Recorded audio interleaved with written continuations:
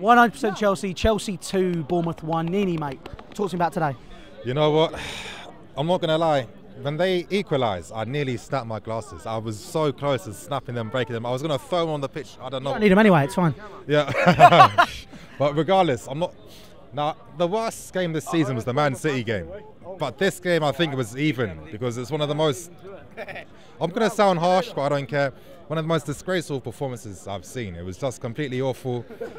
I mean, there were so many things. I think number one, Mitchie, I think this game just really sick. I mean, if you still have faith in him, you kind of have to lose it. I sound harsh, but it's not because he's not a bad player. He's not.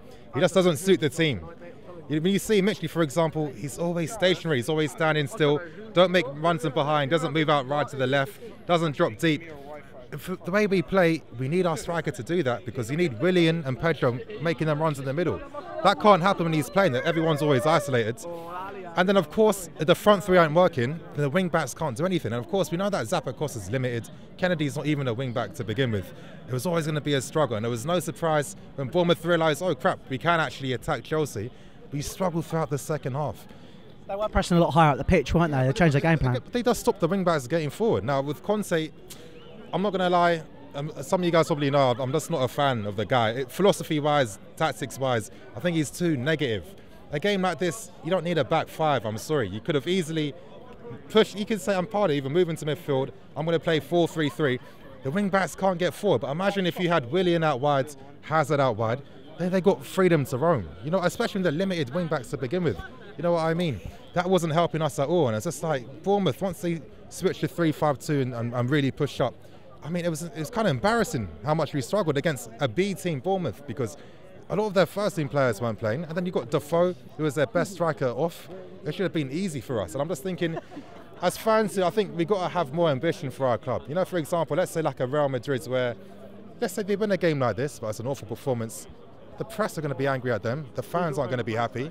And then, of course, you put pressure on the club because they can't accept performances like this. But I kind of think sometimes with Conte, and I can imagine after this game he's going to say how good Bournemouth were. He's not going to say how bad we were. I think he adds to this negativity. I was disappointed to not see Hudson-Odoi. I can't believe he didn't get no game time. John Sally not playing. Overkill to bring on Baka and all these guys as well. And it gets you thinking, if we need to play off a full-strength team against a second string Bournemouth, then come on. I think as fans we need to have more ambition for the club. You know, it's clear that we need to start doing things to get on the level of where Man City are now, you know, because they're on a different level to us right now. It's not good enough. Games like this kind of sum up all my issues with the club so far, you know. It's very negative from you today. I mean, there was no positives. I mean, other than the winner at the end. Ampadu, I thought, played really well today. Yeah, no, of course he was. But again, his performance doesn't detract from the awful team performance. You know what I mean? I can't even necessarily say one player was bad. It was just the team in general just poor. Surely there must be something where you saw something good in somebody. I mean, it was like you were saying, second string Bournemouth. To be honest, that was pretty much a second string Chelsea team. Not necessarily. Again, when you're bringing on the big boys, and then the game's not changing tactically for us, and we're still playing the same way. It's clear that the manager's whatever system he planned wasn't working. And I just think sometimes, you know, this back five, sometimes I think it's just overkill. We don't need to use it all the time. Because the thing is, with the back five, the wing backs are the most important guys. The minute they ain't getting forward, the minute they're not putting in good crosses, losing the ball in the final third, that messes up the whole team. And you can see that today with Bournemouth. I don't know. We can easily play with a back four. Change it up. We got three mids. You know what I mean? I don't know. It needs to have some more ambition. I think. You know, a bit more positivity. I feel like Conte just was happy to take this win, no matter how bad it was, because it's you know, let me do the easiest, safest thing to make sure we secure the win.